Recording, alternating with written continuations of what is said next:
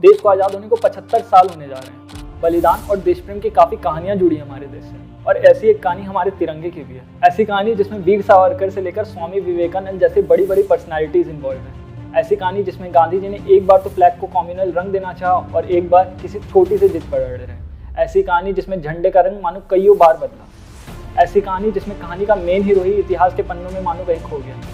हमारे पॉलिटिशियंस और लीडर्स के 90 साल की कोशिशों के बाद हमें इंडिपेंडेंट इंडिया का वो तिरंगा मिला जो दुनिया के बड़े बड़े ऑर्गेनाइजेशन से लेकर स्पेस में हमारी कंट्री को प्राउड फील कराता है। जब हमारा प्यारा तिरंगा हवा में लहराता है और नेशनल एंथम के वो 52 सेकंड सब कुछ रोक देते हैं, then I personally feel goosebump. और अगर तुम भी यही फील करते हो then you shouldn't miss this story, क्योंकि इस वीडियो में हम इसी तिरंगे की कहानी की बात करेंगे।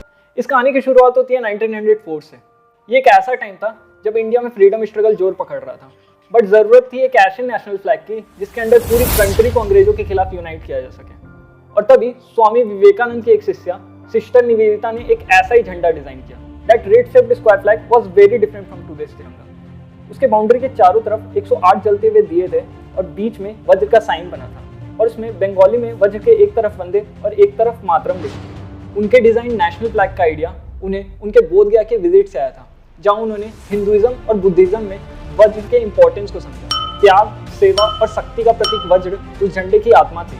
और अगर आज आप इस झंडे को देखना चाहते हैं देन यू कैन विजिट आचार्य भवन म्यूजियम जो कोलकाता में सिचुएटेड है। 1905 में लॉर्ड कर्जन के बंगाल के पार्टीशन के फैसले के अगेंस्ट इंडिया एक रेवोल्यूशन विटनेस कर रहा था, और इस रेवोल्यूशन में जो झंडा फहराया गया वो सचिंद्र नाथ बोस ने डिजाइन किया था। रेक्टेंगुलर शेप झंडे में इन टोटल 3 कलर थे। सबसे ऊपर वाली पट्टी केसरिया रंग की थी जिसमें इन टोटल 8 आधे खिले हुए कमल के फूल थे जो ब्रिटिश इंडिया के 8 प्रोविंस को दर्शा रहे थे। बीच वाली पट्टी पीले रंग की थी जिसमें देवनागरी में वंदे मातरम लिखा था, और सबसे लास्ट में हरी वाली पट्टी थी जिसमें सफेद रंग से एक तरफ तो सूरज बना था और दूसरी तरफ चांद और तारे बने थे। ये फ्लैग ब्रिटिश इंडिया का सबसे पहला स्वदेशी फ्लैग था जिसे एक फ्रीडम फाइटर्स ने कोलकाता के पारसी बगान स्क्वायर में 101 पताकों की सलामी देकर फहराया था, और इसीलिए इसे कोलकाता फ्लैग भी कहा जाता है। 2 साल बाद यानी कि 1907 में झंडे का रंग एक बार फिर बदल गया, लेकिन इस बार जो बदलाव हुए वो ज्यादा नहीं थे। This time the flag was just like the previous. इस झंडे को सबसे पहली बार एक फ्रीडम फाइटर मैडम भीकाजी कामा ने जर्मनी के स्टटगार्ट शहर में इंटरनेशनल सोशलिस्ट कॉन्फ्रेंस में फहराया था, जो विदेशी धरती पर फहराया हुआ देश का पहला झंडा। इसे मैडम भीकाजी कामा, विनायक दामोदर सावरकर और श्याम कृष्ण जी वर्मा ने मिलकर डिजाइन किया।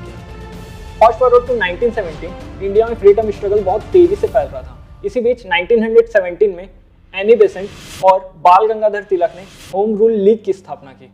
ये लीग ब्रिटिश एम्पायर से एक डोमिनेंट स्टेटस की मांग कर रहा था। इसका मतलब ये था कि इंडियंस को ब्रिटिश एम्पायर के अंडर अपना खुद का गवर्नमेंट चलाने दिया जाए। इस होम रूल लीग ने ब्रिटिश गवर्नमेंट और इंडियन तक अपनी बात पहुंचाने के लिए एक नया झंडा डिजाइन किया। इस झंडे में 5 लाल और 4 हरे रंग की अल्टरनेट पट्टियां थी। उसके बीच में 7 तारे बने थे जो सप्तऋषि का प्रतीक थे, और बाईं ओर ऊपर में ब्रिटिश एम्पायर का झंडा बना था जो डोमिनियन स्टेटस को दर्शा रहा था, और सबसे दाहिनी ओर ऊपर में चांद और तारे बने थे। इस झंडे को सबसे पहली बार 1917 के कांग्रेस के कोलकाता सेशन में फहराया गया था। और अब आते हैं कहानी के मेन हीरो, जिनके बारे में आपको वीडियो के स्टार्टिंग में बताया था। उनका नाम था पिंगली वेंकैया, जो इतिहास में कहीं किसी पन्नों में खो चुके हैं। आज जो तिरंगा हमारी कंट्री को रिप्रेजेंट करता है उसका डिज़ाइन सबसे पहले उन्होंने ही रखा था। एक बहुत बड़े फ्रीडम फाइटर होने के साथ साथ वो बहुत अच्छे डिज़ाइनर भी थे। 30 कंट्री के फ्लैग को 5 साल तक स्टडी करने के बाद वो फाइनली 1960 में अपनी बुक में 30 झंडे का डिज़ाइन पेश करते हैं जो इंडिया के पोटेंशियल नेशनल फ्लैग बन सकते थे। 1918 से 1921 के बीच उन्होंने कांग्रेस के कई सेशन में अपने झंडे का आइडिया सामने रखा, बट किसी ने उसे एक्सेप्ट नहीं किया।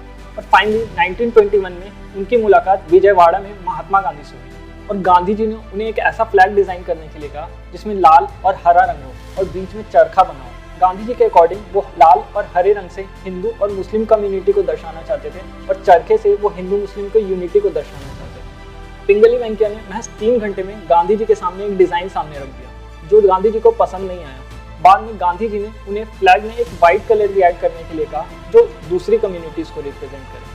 पिंगली वेंकैया के फाइनल डिजाइन फ्लैग में सबसे ऊपर वाली पट्टी सफेद रंग की थी, बीच वाली पट्टी हरे रंग की थी और सबसे नीचे वाली पट्टी लाल रंग की थी, और सारी पट्टियों पे एक चरखा बना था जो सारी कम्युनिटी के यूनिटी को रिप्रेजेंट कर रहा था। लेकिन इस झंडे से बहुत लोग सहमत नहीं थे। इंडियन फ्लैग में कम्युनल रिप्रेजेंटेशन को लेकर बहुत लोग खुश नहीं थे।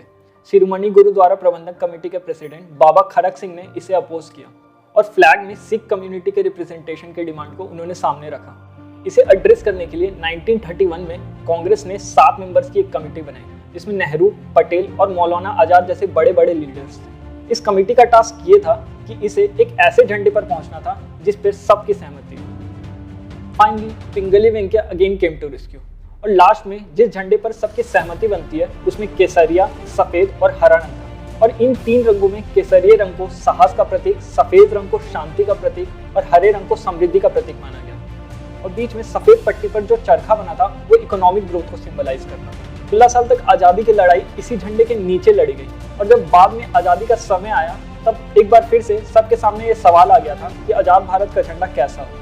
और बस इसी सवाल का जवाब ढूंढने के लिए 23 जून 1947 को राजेंद्र प्रसाद के अंदर एक कमेटी बनाई जाती है। फाइनली ये कमेटी इस डिसीजन तक पहुंचती है कि मौजूदा झंडे में ही एक छोटा सा बदलाव कर उसी झंडे को भारत के झंडे के रूप में एक्सेप्ट किया जाए। बीच वाली पट्टी से अशोक चक्र चरखे को रिप्लेस कर देता है और हमें मिलता है आजाद देश का तिरंगा। पूरा देश इससे सहमत था सिवाय एक आदमी। गांधी जी हमेशा से चाहते थे कि नेशनल फ्लैग में उनका चरखा जरूर हो। उनकी नाराजगी इस हद तक बढ़ गई थी कि उन्होंने बिना चरखे वाले नेशनल फ्लैग को सैल्यूट करने तक से इनकार कर दिया था। फाइनली 22 जुलाई 1947 को कॉन्स्टिट्यूएंट असेंबली की मीटिंग में इस फ्लैग को सबके एग्रीमेंट के बाद इंडिया के नेशनल फ्लैग के रूप में एक्सेप्ट कर लिया जाता है। 16 अगस्त 1947 को इंडिपेंडेंट इंडिया के पहले पीएम जवाहरलाल नेहरू लाल किले से इस झंडे को पहली बार फहराते हैं। And that my friend started the golden era of independent India. Welcome to Tathyam where facts are stories. And if you are new to this channel, please subscribe and press that bell icon so that you get notification of every video we upload.